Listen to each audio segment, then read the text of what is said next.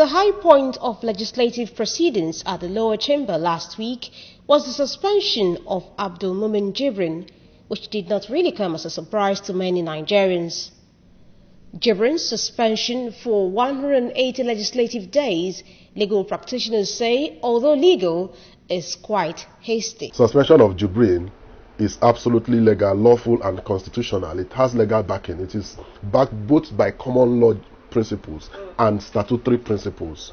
We have the Legislative House's Powers and Privileges Act. If you read through Section 21, Section 22, Section 23, Section 24 down through Section 31 to Section 35, they're all through, you will see the kind of powers that the Legislative House has to discipline members.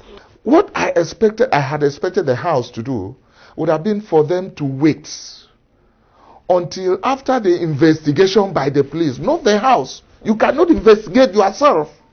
You know what you have done. How can you investigate yourself? Jibrin on his part seems not fazed by his suspension as he continues churning out more details of alleged corruption in the Hollow Chamber. He has stepped up his anti-corruption crusade, particularly through the social media. He has also written to the principal offices of the House demanding details of the running costs they received since they joined the National Assembly. It is not pardon, it is not incision, it's budget fraud. It's budget fraud. Now, we need to get that very clear, because when you keep saying pardon, they use that in a corny way in the National Assembly and say, how can you say we pardon?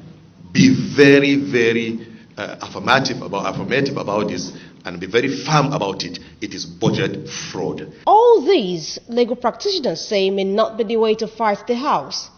As Jibrin's fate, they added, lies in the judgment of the court, or maybe pressure by well-meaning Nigerians on the presidency and the National Assembly. The remedy he has, as it were now, is for him to ask the court to nullify that suspension. If he goes to court, his fate lies in the courts. Let him go to court and get the court to make a pronouncement. We as lawyers, we shall be interested in what the courts, especially eventually the Supreme Court, what the Supreme Court would say about his suspension for 180 days. As a matter of fact, every legislator must attend legislative sitting for at least 181 days in a calendar year. So if you have suspended him for 180 days, it means that you have suspended him for just entirely all the legislative years, and he has not qualified for any rights whatsoever. However, the budget pardon scandal has been described as a litmus test for the present administration's anti-corruption stance. I think Mr. President is not fair enough in respect of in respect of this very matter. It seems that it's a collaborative effort or one unholy alliance between both parties. That is between Dogara, the House, and Mr. President. Otherwise, one would have expected Mr. President to have reacted differently. Political solution to find a way, especially since they are of the same political party, to find a way to resolve the situation politically. Jibrin, for now, is on his own. He is like a fish out of water.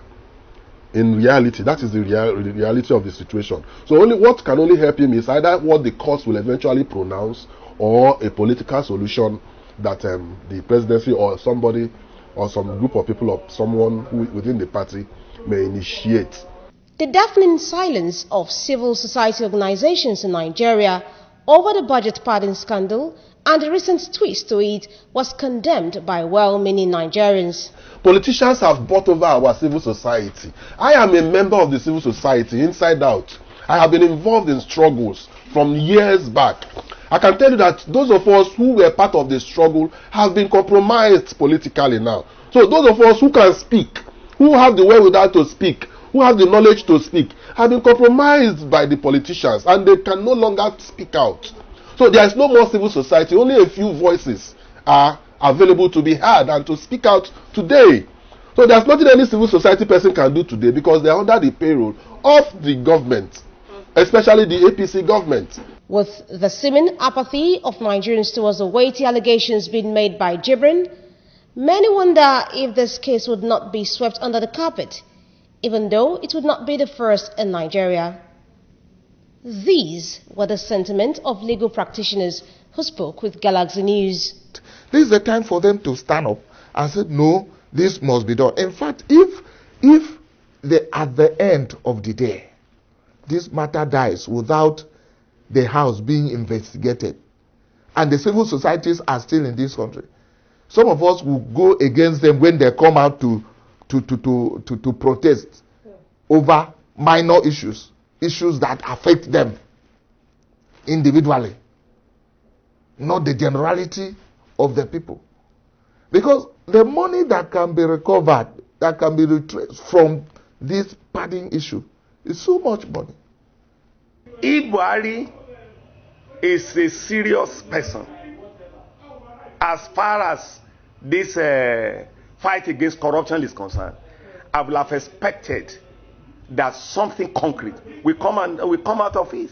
In fact, if you look at the battle against Charaki, you see it's being whittled down. People are forgetting about it little by little. So, I mean, the kind of democracy we still practice, is just RNG democracy. Judith Irenua for Galaxy News, Lagos.